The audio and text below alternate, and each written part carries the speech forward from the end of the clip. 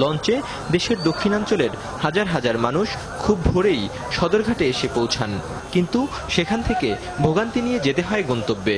বাহাদুর শাহ পার্কের পাশে অস্থায়ী স্টপেজ হলেও ভোরে সব বাস চলে যায় টার্মিনালের সামনের রাস্তায়। সেখান থেকে যাত্রীদের বিভিন্ন গন্তব্যে নিয়ে গেলেও ভাড়া আদায় করে দ্বিগুণ।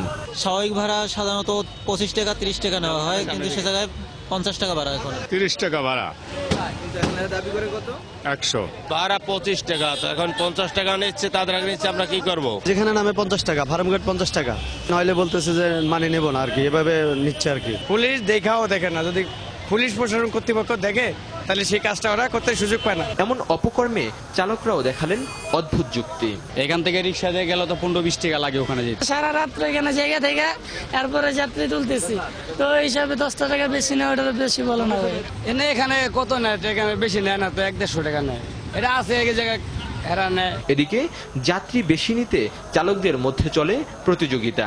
এতে রাস্তা জুড়ে এভাবে অবস্থান নেয় তৈরি হয় দীর্ঘ জটলা। জগন্নাথ কলেজের গেট থেকে শুরু করে সদরঘাট পর্যন্ত আপাতত সবই জ্যাম। এতটুকু বাড়াইতে আপনার আধা ঘন্টা টাইম লাগে, শুধু এই বাস পার্কিং এর জন্য। এখানে যানজট হয় তো অতিরিক্ত বাসগুলো ঢোকে, যেগুলো নিয়ম বহির্ভূত।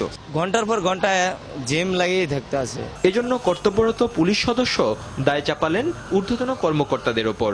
না, আমার এটা দায়িত্ব নাই, ওটা আমি তো গাড়ি সরাতে পারবো না, আমি তো কনস্টেবল, আমার তো ক্ষমতা নাই। আমার এই বড় অফিসার আছে আমাদের, যেগুলো আছে ওদের কাছে জিজ্ঞাসা করেন, ওনারা বলতে পারবে। তবে এ নিয়ে যোগাযোগ করা হলে সদরঘাট ফাঁড়ি, কোতোয়ালি থানা ও পুলিশের লালবাগ জোনের কেউই ক্যামেরার সামনে কথা বলতে রাজি হননি।